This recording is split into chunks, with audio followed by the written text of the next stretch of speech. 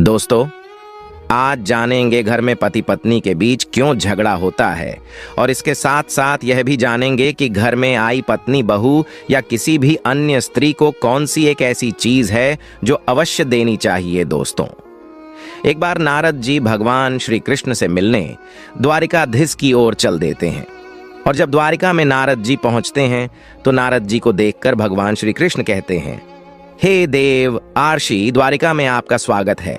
आज किस प्रयोजन से आपका द्वारिका में आगमन हुआ है? नारद जी कहते हैं, हे प्रभु, आप सब कुछ जानते हैं, फिर भी आप पूछ रहे हैं, फिर भी आप आज्ञा दें। आपसे कुछ पूछने की चेष्टा करता हूं। हे प्रभु, एक स्त्री एक पुरुष से सबसे ज्यादा क्या इच्छा रखती है? जब एक कन्या विवाह के बाद अपने ससुराल जाती है, वह अपने ससुराल से और पति से सबसे ज्यादा किस चीज की मांग रखती है? स्वर्ण गहने, वस्त्र, भोजन आदि से भी बढ़कर है। तब भगवान श्री कृष्ण कहते हैं, हे देवार्षि, आपने बहुत ही उत्तम प्रश्न किया है। आपके इस प्रश्न में समस्त स्त्रियों का कल्याण छुपा हुआ है। आपके इस अत्यंत महत्वपूर्ण प्रश्न का उत्तर देवी नंदा की कथा में छुपा हुआ है। तभी देवार्षि कहते हैं, हे प्रभु, ये देवी नंदा कौन थी? उनका आचार और विचार कैसा था? मैं देवी नंदा के विषय में जानने के लिए मैं बहुत उत्सुक हूं। प्रभु, आप मेरे ऊपर कृपया करके मुझे देवी नंदा की कथा सुनाएं। भगवान श्री कृष्ण कहते हैं, हे देव आर्षि, देवी नंदा गुणवान, कामना को पूर्ण करने वाली गाय थी। केवल नंदा का नाम अपने मुख से लेने से ही अत्यंत पापों का नाश होता है। देवी नंदा महान तथा पुण्यवान तथा मनोरथों को पूरा करने वाली साक्षात देवी थी। इसीलिए मैं आज आपको महान नंदा की कथा सुनाता हूँ। इसीलिए आप इस कथा को मन और ध्यान लगाकर पूरा जरूर सुनना। तो दोस्तों, इस कथा को आप लोग भी पूरा अवश्य सुनना, क्योंकि इस कथा को आधा अधूरा सुनने से पाप माना जाता है और जो इस कथा को पूरा सुनता है उसकी मनोकामना अवश्य पूरी होती है। दोस्तों, एक समय की बात है। एक नगर में प्रवंजन नाम के प्रसिद्ध एक महाबली राजा रहा करता था। वह बहुत बड़ा शिकारी था और उसे शिकार करना बहुत पसंद था। एक बार वह राजा शिकार करने जंगल में जाते हैं और इधर उधर घूम धाम कर शिकार की तलाश करते रहते हैं। तभी उन्हें झाड़ियों में से निकलता हुआ एक हिरनी दिखाई देती है। तभी वह राजा बाढ़ निकालकर उस हिरनी पर छोड़ देता है। बाढ़ लगते ही हिरनी घायल हो गई। हिरनी चारों ओर देखने लगी और उसकी नजर उस राजा पर पड़ी। राजा को हाथ में धनुष लेकर खड़ा हुआ देखकर हिरनी बोलने लगी, अरे दुष्ट, ये तूने क्या कर दिया? तेरा यह कर्म पाप से भरा हुआ है। मैं तो इस वन में अपने बछड़े को दूध पिला रही थी। इस अवस्था में तूने मुझ पर बाढ़ चलाया। तू बहुत निर्दय और क्रूर है। शास्त्र कहते हैं, बच्चे को स्तनपान करती स्त्री की तरफ देखना भी महापाप होता है। तूने तो मेरी हत्या करने की चेष्टा की है। अब मेरी मृत्यु के बाद मेरे बछड़े का क्या होगा? उसकी रक्षा कौन करेगा? हे राजा, तेरे इस पाप के लिए मैं तुझे श्राप देती हूँ। तू इसी क्षण कच्चा मांस खाने वाला व्याघ्र हो जा और इसी वन में तू निवास कर। हिरनी का श्राप सुनते ही राजा के पसीने छूटने लगे और हिरनी से क्षमा याचना करने लगा। राजा उस हिरनी से कहने लगे, हे कल्याणी, मुझे क्षमा करो। मैं नहीं जानता था तुम अपने बच्चे को दूध पिला रही थी। मुझे क्षमा करो और मुझे इस श्राप से मुक्त करो। हिरनी कहने लगी, हे राजन, आज से 100 वर्ष बीतने के बाद इस वन में नंदा नाम की एक गाय आएगी। वही तुझे इस पाप से मुक्ति दिलाएगी। और फिर राजा तुरंत ही एक बाघ के रूप में बदल जाता है। बाघ का आकार बहुत ही बड़ा और भयानक था। वह बाघ उसी जंगल में रहकर जानवरों और इंसानों को खाने लगा था और वह अपनी निंदा करता हुआ कहता था, हाय, अब मैं कब मनुष्य जीवन धारण करूंगा। उस शेर को वन में रहते हुए जब 100 साल बीत गए, तभी वहां पर गायों का एक झुंड आया। इस वन में घास और जल की विशेष सुविधा भी थी। उस गायों को झुंड में एक बहुत ही सुंदर सी गाय थी।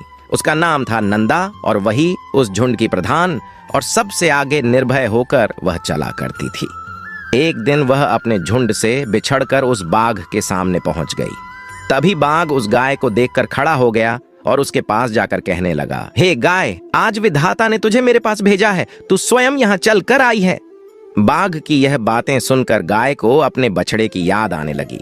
वह रोते हुए अपने बछड़े के लिए हुंकार करने लगी।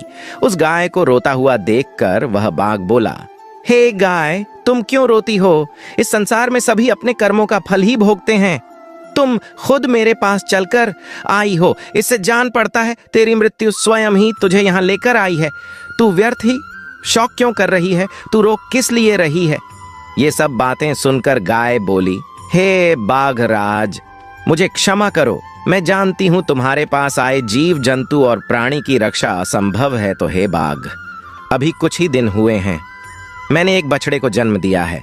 यह मेरा पहला बछड़ा होने के कारण वह मुझे बहुत प्रिय है। मेरा बछड़ा अभी दूध पीकर ही जीवन जी रहा है। वह भूख से पीड़ित मेरी राह देख रहा होगा। मुझे थोड़ी देर के लिए जाने दो, मैं उसे दूध पिलाना चाहती हूँ। मैं उसे दूध पिलाकर तुम्हारे पास लौट आऊंगी, फिर तुम मुझे खा लेना। अगर मैं नहीं आई तो मुझे वही पाप लगेगा जो माता पिता का वध करने के लिए लगता है, जो सोते हुए प्राणी को मारता है। यह जो पाप लगता है वही मुझे लगेगा। मैं जरूर लौटकर तुम्हारे पास आऊंगी। नंदा की ऐसी बातें सुनकर बाघ को नंदा पर विश्वास हो गया।